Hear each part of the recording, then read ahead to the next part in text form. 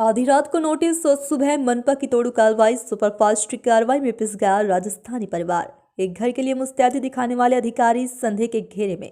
पुणे येरोडा एक तरफ जहां से कई बड़े बड़े अनाधिकृत कंस्ट्रक्शन हैं जिन्हें वरिष्ठ अधिकारियों के आदेश के बाद भी टोलम टोल करके नहीं हटाया गया, वहीं दूसरी ओर झोपड़पट्टी के गरीब आम आदमी को आधी रात में नोटिस जारी कर पूरा घर तोड़ डाला।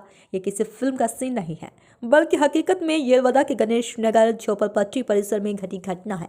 आखिरकार प्रशासन को इतनी जल्दी क्यों थी, इस पर सवाल उठाए जा रहे हैं। जहां से संबंधित व्यक्ति को अपना सामान घर से बाहर निकालने के लिए भी समय नहीं दिया गया। जिस व्यक्ति के घर पर कार्रवाई हुई वह करीब 15 वर्षों से घर में रहता है। फिर महानगर पालिका की नींद अभी कैसे खुली, ऐसे सवाल सामने आ रहे हैं। येरवडा के गणेश नगर परिसर में पारस दास रामदास रांका का पिछले 15 वर्षों से रहते हैं। वह अपने काम से काम रखते हैं, न किसी से झगड़ा और ना ही किसी से कोई विवाद। गैर कानूनी कंस्ट्रक्शन को लेकर उसके बगल में दो पड़ोसी परिवार में वर्ष 2016 से विवाद जारी है। एक ने महानगर पालिका में शिकायत दर्ज कराई थी तो वहीं दूसरी ने मानवाधिकार आयोग से शिकायत की थी। इससे हुई सुनवाई में आयोग ने अनाधिकृत निर्माण के खिलाफ कार्रवाई करने का आदेश दिया था। इस बारे में पुणे महानगर पालिका के येरवडा कलश धनोरी वार्ड ऑफिस ने यहां के घरों को नोटिस जारी किया था। 3-4 घरों में राका का घर भी शामिल था। मंगलवार 9 जनवरी की आधी रात को येरोडा पुलिस ने पारस दास राका को नोटिस जारी किया था ताकि कानून व्यवस्था में खलल न पड़े और कार्रवाई की जाए।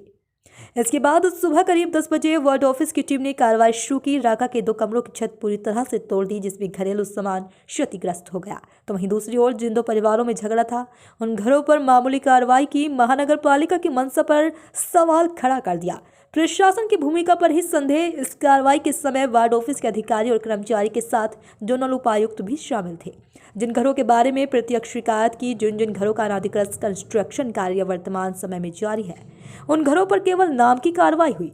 वहीं पिछले 15 वर्ष से एक परिवार जिस घर में रहता है उस पर निर्दयता से कार्रवाई की गई। सूत्रों से मिली जानकारी के अनुसार बताया जा रहा है कि पड़ोस में रहने वाले बिहार निवासी जिनके घर में 2 वकील हैं, उन्होंने यह कार्रवाई कराई। संबंधित घर पर कार्रवाई करते समय न केवल छत को गिराया गया बल्कि दीवारों को भी क्षति पहुंचाई गई।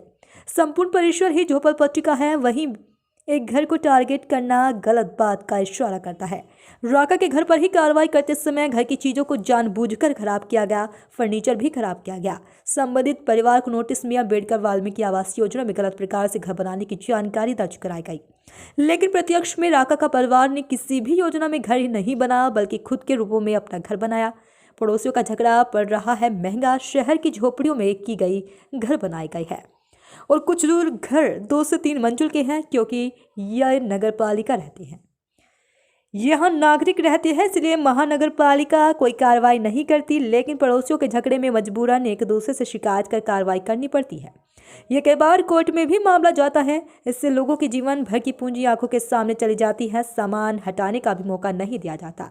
इस कार्रवाई के बारे में जानकारी देते हुए पारसदास रामदास राका, जो राजस्थान के मूल निवासी हैं, उन्होंने बताया कि 15 सालों से वह इस जगह पर रहते हैं। इस बारे में सारे सबूत मेरे पास है। इलाके के अनाधिकृत घर है, मेरी किसी से कोई शिकायत थी नहीं है।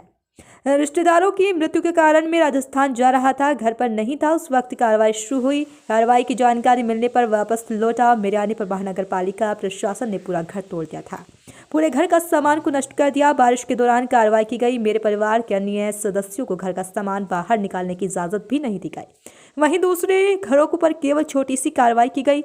जिनका सही से बड़े पैमाने पर अनाधिकृत कंस्ट्रक्शन है उनके घरों पर मामूली कार्रवाई की गई। सब गलत उद्देश्य से दिखाई देता है।